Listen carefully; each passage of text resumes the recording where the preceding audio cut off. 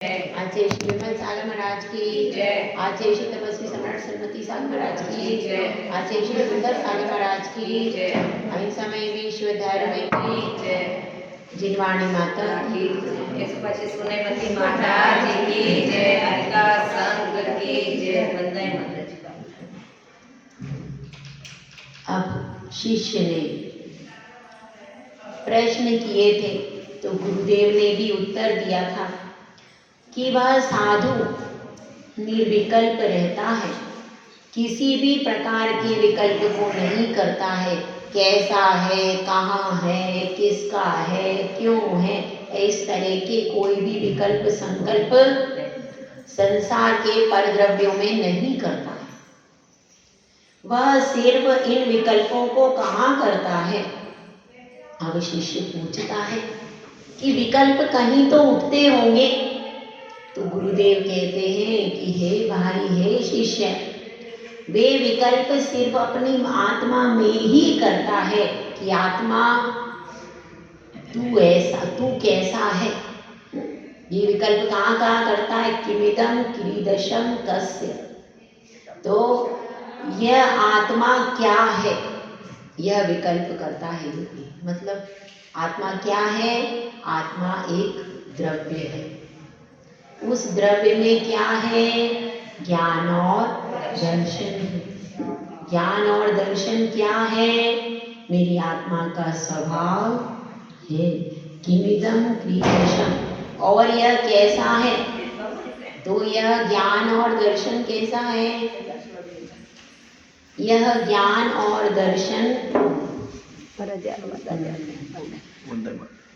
यह ज्ञान और दर्शन मेरे लिए कल्याणकारी है और सदा से मेरा है। कैसा है, पवित्र है, शुद्ध है, अशुद्ध। दशम कस्य, किसका है, मेरा है ज्ञान दर्शन, किसी और का। अनंत गुण किसके हैं, मेरे हैं। किमिदम की दशम कस्य, कस्मात को एक विशेष है। कस्मात क्यों है, अनादिकाल से मेरा स्वभाव है, इसलिए ज्ञान दर्शन मेरे। और क्वेत मतलब किस लिए हैं, तो इसलिए है कि स्वभाव तर्क गोचरा, स्वभाव में तर्क नहीं होता है। इस प्रकार से वह सारे संकल्प विकल्प कहाँ करता है, आत्मा में करता है, पर द्रव्य में नहीं करता है। तो अब यहाँ पर कहते हैं, शिष्य पूछता है कि हे गुरुदेव, अब आप यह बताइए, वह योगी जो है, वह इतना वैरागी वहाँ जंगल में जाने से कैसे हो जाता है। घर में वह एक गृहस्थ था, हमारे ही जैसा, हमारे जैसे ही खाता था, उठता था, बैठता था। अब वह जंगल में जाने से इतना वैरागी कैसे हो गए। जंगल में जाने से, गुफा में जाने से, पहाड़ में जाने से क्या फर्क पड़ जाता है। तो गुरुदेव इस प्रश्न का उत्तर दे रहे हैं। देखिए कारिका नंबर 43। यो यत्र निवसन्नास्ते, स तत्र कुरुते रतिम्। यो यत्र रमते तस्मात्,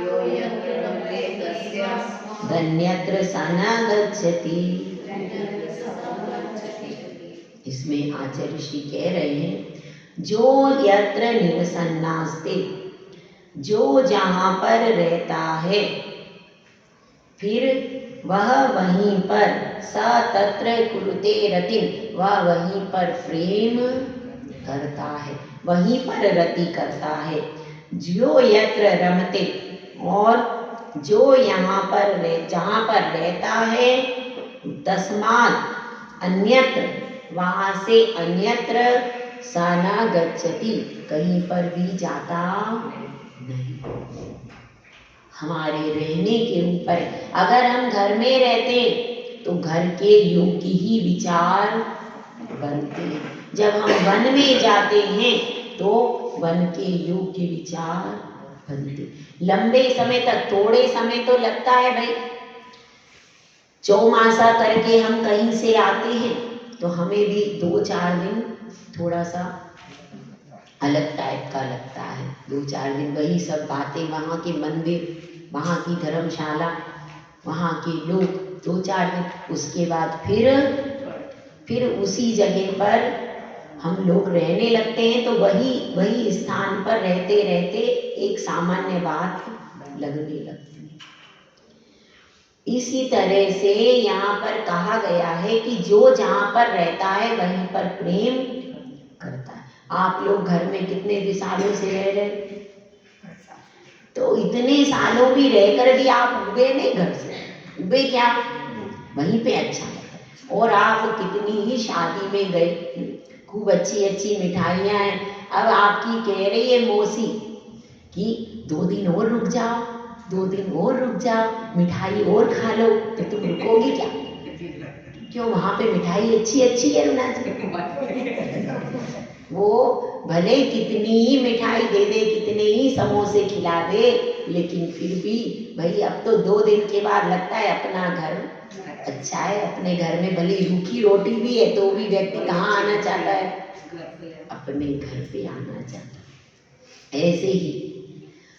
ऐसा ही होता है। एक दिन एक दृष्टांत है कि एक व्यक्ति सोचता है कि देखो यह प्राणी कितने दुखी हैं और संसार में जगह जगह पड़े हुए हैं, बहुत दुखी ये प्राणी हैं।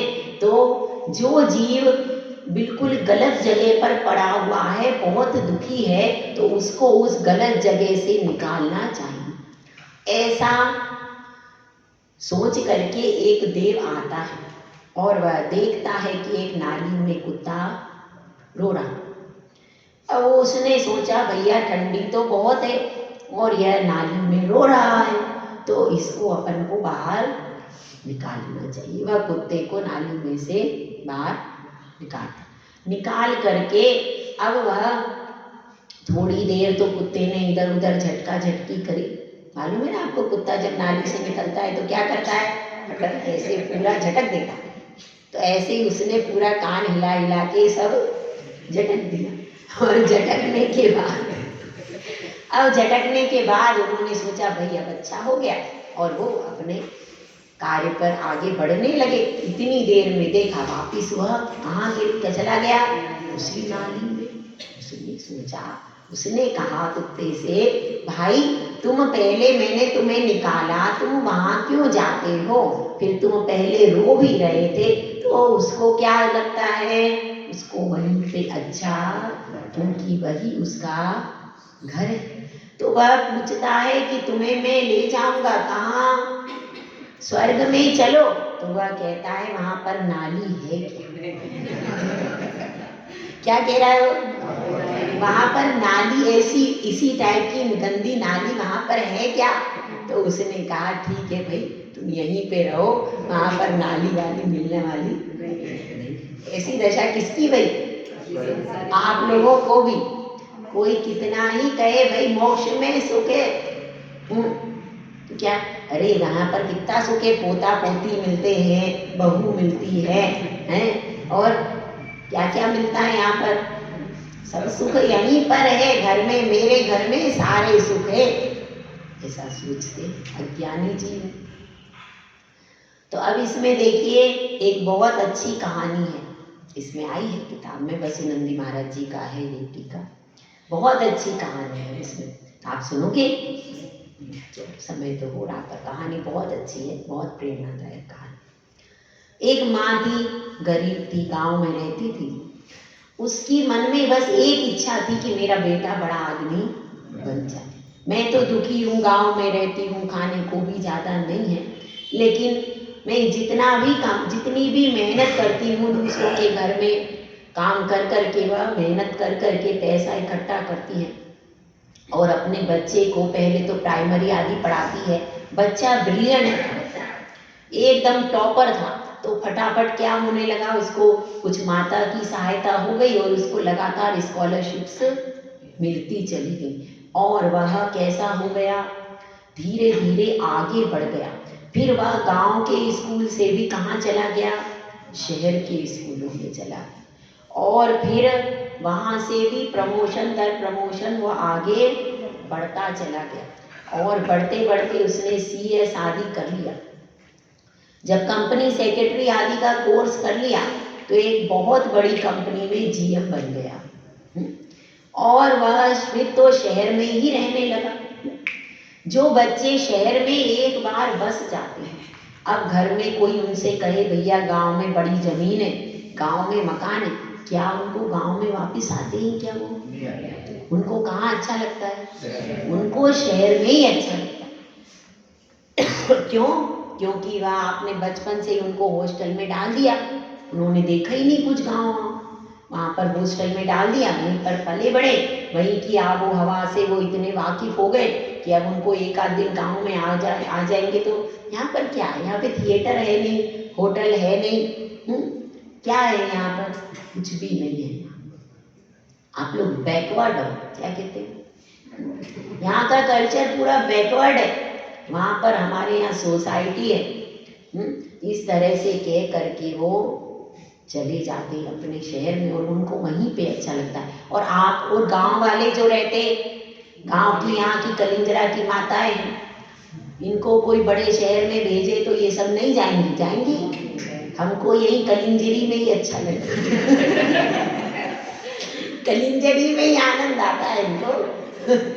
इसलिए ये सब माताएं, यहीं का मंदिर, यहीं के हमारे आदिनाथ बाबा, यहीं के हमारे बाहुबली बाबा, हमको कहीं पे भी जाना, जो जहाँ लंबे समय तक रहता है उसको वहीं पर अच्छा लगता है।